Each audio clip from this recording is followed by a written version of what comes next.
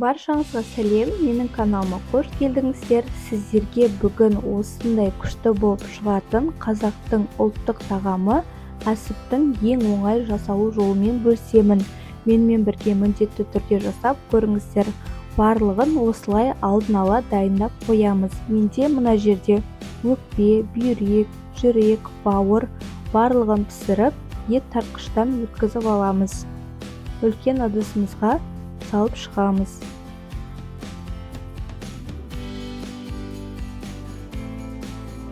Оның үстімен ұсақтап турап алған пиязымызды саламыз. Одан кейін ыстық қайнаған суға күрішті жібітіп аламыз, немесе жартылай пісіріп аламыз.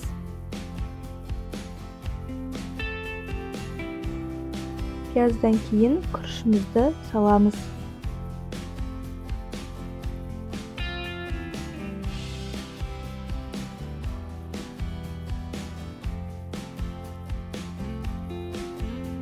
Және 4 немесе 5 тісше сарымсақ саламыз. Құрметті көрермендер, қолдарыңызда тұрған тегін лайк пен комментарийді аямай басып пікір қалдыруды ұмытпаңыздар. Және дәміне қарай тұз бен қарабұрышымызды қосып шығамыз.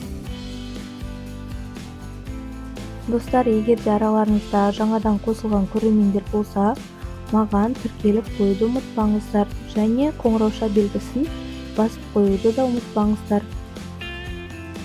Егер де маған тіркелмеген болсаңыздар, менің видеоларым сіздерге көрінбей қалады, яғни жоғалтып алуларыңыз мүмкін.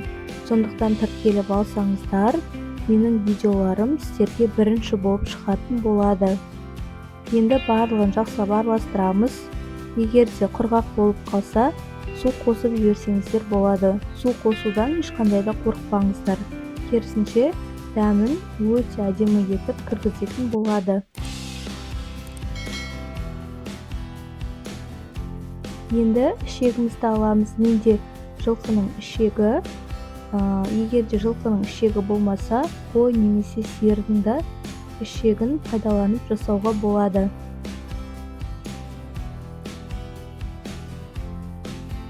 Егер де менің осы әсіп жасаған видеом сіздерге ұнаса, басқа достарыңызбен бөлісіп қоюды да ұмытпаңыздар. Мен өте қатты қуанып қаламын.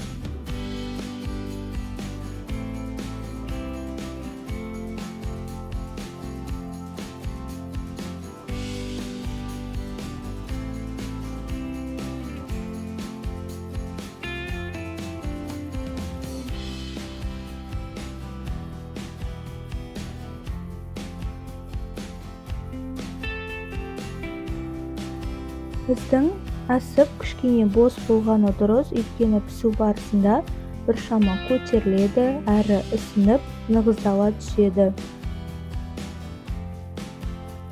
Сол үшін әсіптің салмасын қатты толтырып салмаңыздар.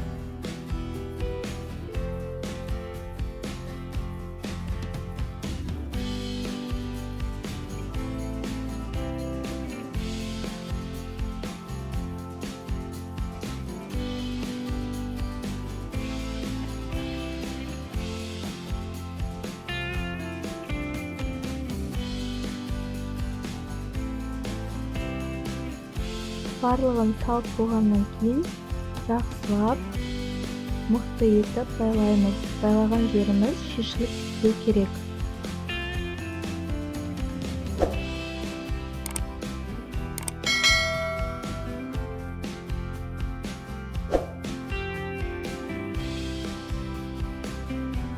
Міне біздің әсіптер осындай әдемі болып шықты. Әсіп жарылып кетпес үшін зубочисткамен немесе инемен тізгілеуді ұмытпаймыз. Әрбір жерінен тізгілеп шығамыз. Қазанға салқын су құйып, әсібімізді салып, 1 сағат уақыт көлемінде пісіріп аламыз. Қайнаған кезде көбігін алуды ұмытпаңыздар. Міне біздің әсібіміз толықтай пісіп шықты. Ендігі кезек сорпамыздан сүзіп аламыз. Қараңыздаршы, жарылмай өте әдемі болып пісіп шықты. Асып өте дәмді әрі тойымды пайдалы тағамдардың бірі. Дәл осы менің рецептім бойынша жасап жақындарыңызды қуантыңыздар. Барлықтарыңызға ас болсын. Назарларыңызға рахмет. Сіздермен болған Балнұр.